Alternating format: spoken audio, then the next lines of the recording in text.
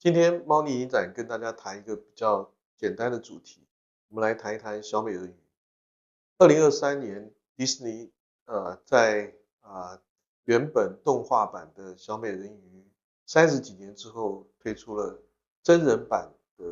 小美人鱼电影。这个电影呢，在推出之后呢，有蛮多争议的啊。那争议的地方呢，当然因为真人可能涉及到的世界就比较复杂一点。所以有蛮多有关于是否政治正确，或者是否政治正确过了头的问题。不过我们今天要谈的这个主题呢，倒是跟小美人鱼的争议没有太大的关系。我们想要谈一下电影的改编。大家都知道，小美人鱼是改编自安徒生童话。那安徒生童话因为作者是诞生于丹麦，所以很自然的大家会认为这个应该是一个属于北欧海边的故事。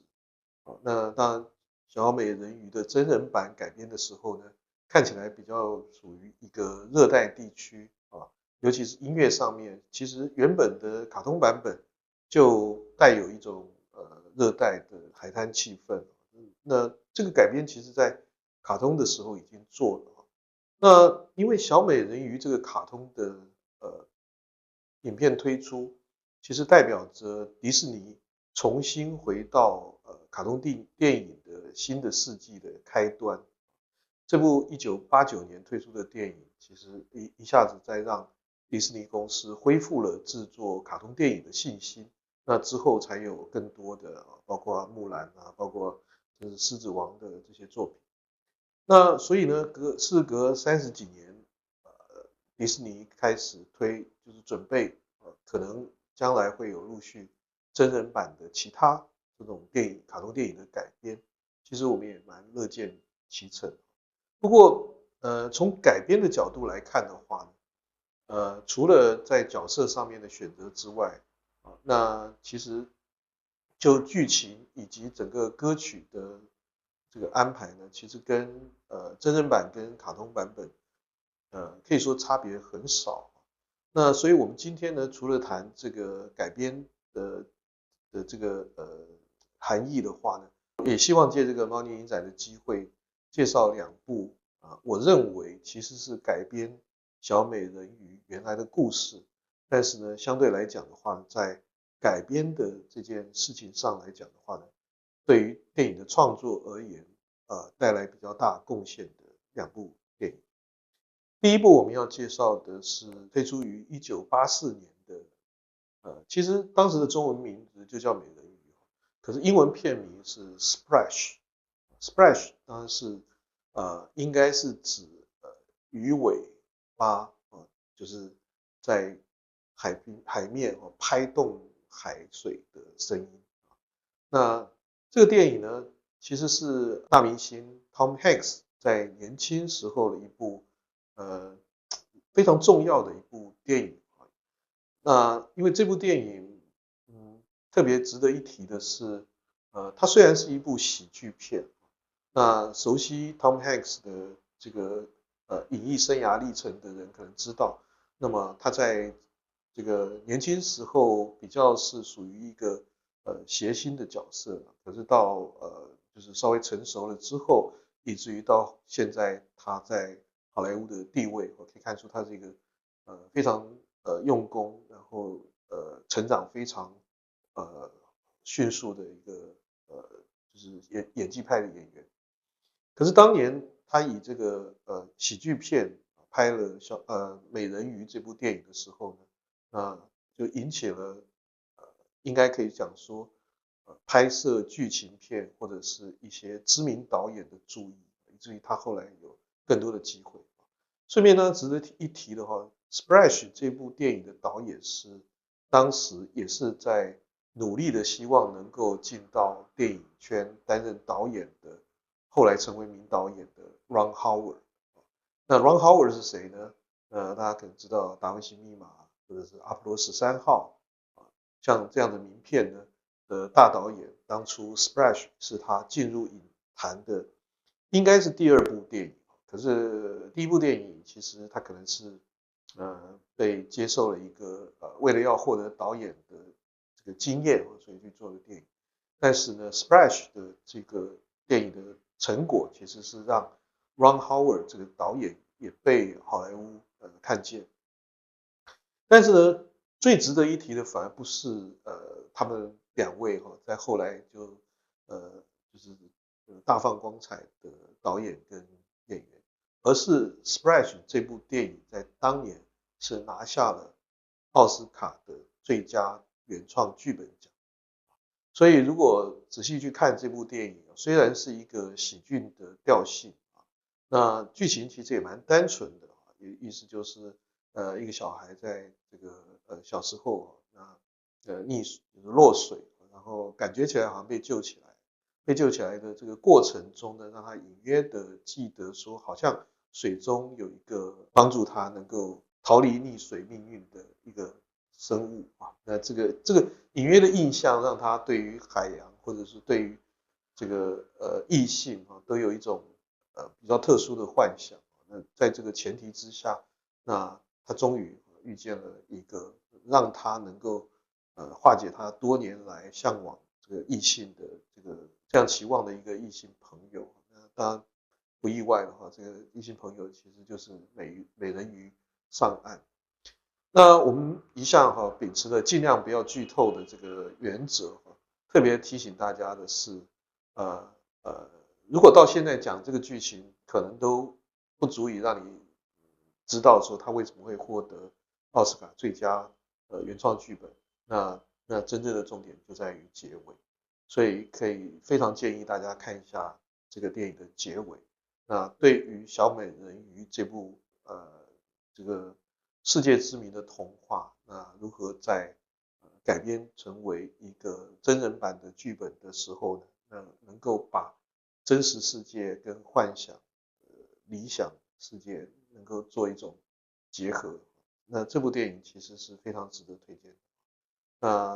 去看看Tom Hanks 在年轻时候的风采，以及感觉一下 Ron Howard 在作为导演的成长过程里面，当初如何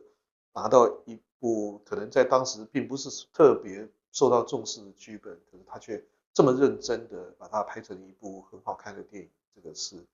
这部电影里面非常值得让大家去看到的一个，甚至可能是电影史上的一个资料。那第二部我们要跟大家推荐的电影呢，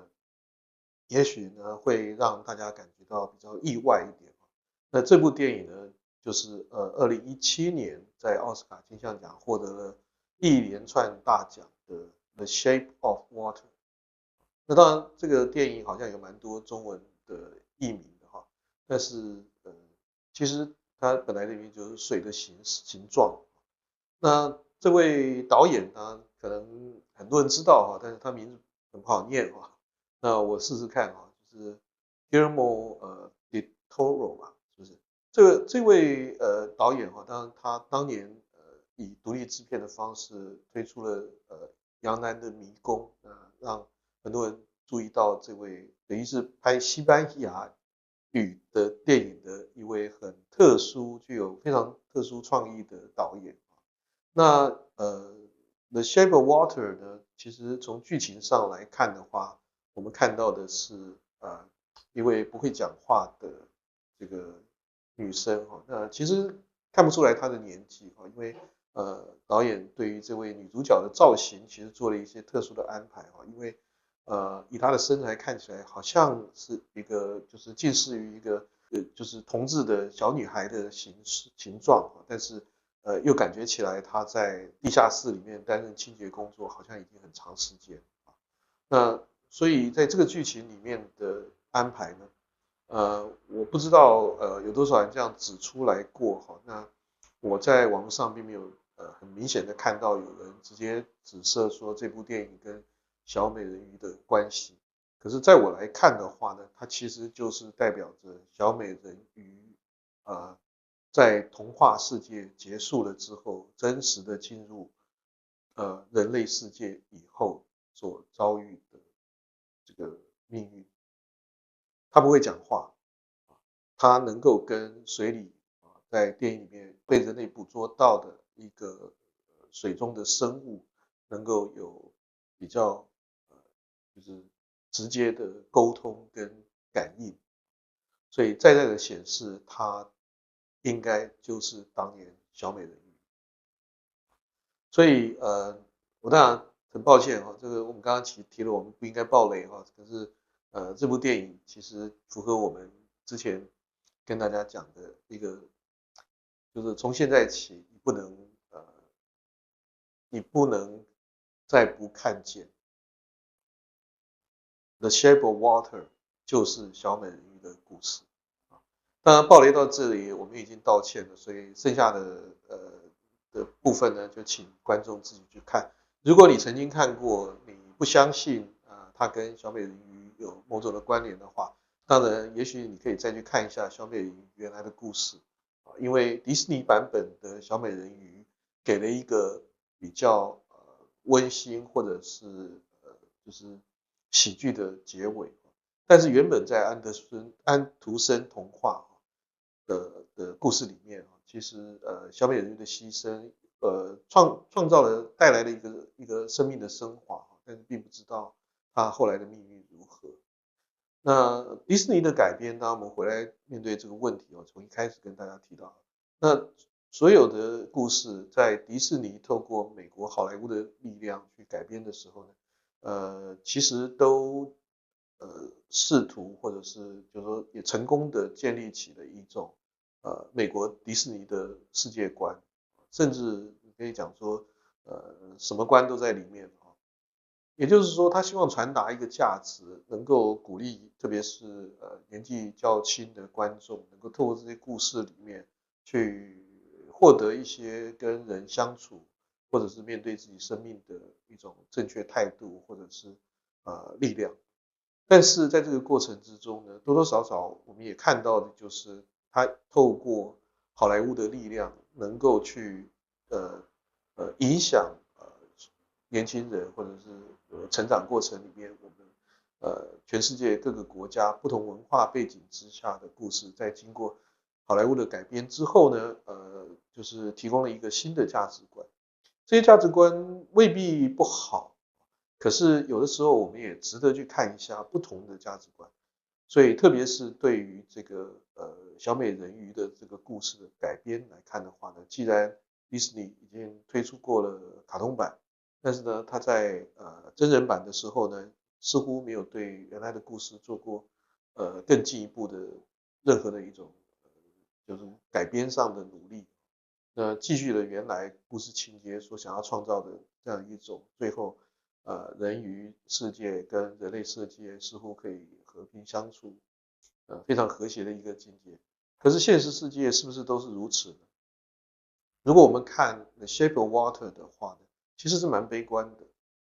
也就是说，小美人鱼到了人类的世界，其实它是失去了它在水中的能力，以至于它一直被人类世界的价值观所忽略。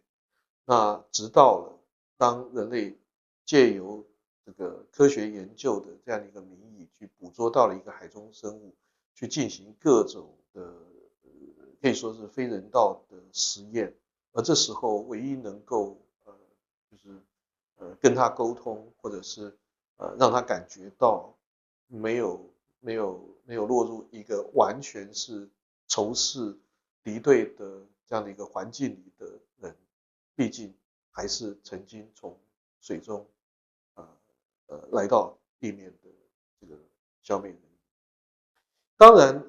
也许观众可以想说，我是不是把它想得太悲观黑暗？就是如果它不是小美人鱼，而是一位在就是人类世界里面，就是一位可能被忽视一个很普通的一位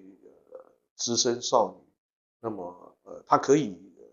就是纯粹就人类的同情心而得到这个水中怪物的水中生物的一个这种就是两个之间的深切沟通，那或许会更乐观一点。不过我认为作者其实要传达的是希望能够让人类去正视这件事情。人是价值观是可以选择的，不一定要只有人鱼之间才有人鱼可以互相帮助、互相就是照顾的这样的一个结果。人类其实可以超越我们对于生物的一种偏见，或者是歧视。这个或许是我们从这个电影里面应该会进行的省思。好，今天我们就把这个小美人鱼的改编故事介绍给大家了解，希望大家能够真的去找来这些电影看一看。If I told you about her, the princess without voice, what would I say?